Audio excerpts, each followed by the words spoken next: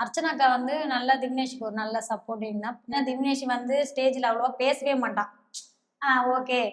Thank you. இது மட்டும் தான் அவன் சொல்லுவான். பெருசா எதுவுமே அவன் எடுத்துக்கவே மாட்டான். ஆனா, அவனுக்கு பதில் பேசுறது எல்லாமே அர்ச்சனாக்காவா தான் இருப்பாங்க அங்க. ஆமா. அவன பத்தி பேசுறது, செய்றது, எக்ஸ்ட்ரா டைம் எடுத்து பேசுறது எல்லாமே நல்ல ஒரு சப்போர்ட் பண்ணாங்க அவங்க. ஜட்ஜஸ் அவங்களும் அப்படிதான். அவங்களும் வந்து திவினேஷ் பழைய பாட்டு யாரும் அந்த மாரிலாம் பாடுனது கிடையாது.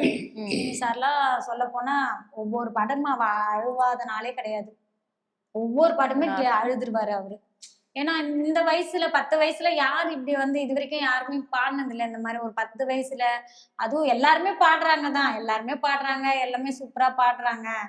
அந்த அட்டாச்மெண்ட்ன்னு ஒண்ணு இருக்கு இல்லையா? நம்ம மனசு உள்ள போயிட்டு அது கண்ணீரா வெளிய வருது இல்லையா? அது யாரும் குடுக்க முடியாது. அது அவன்கிட்ட மட்டும் தான் இருக்கு.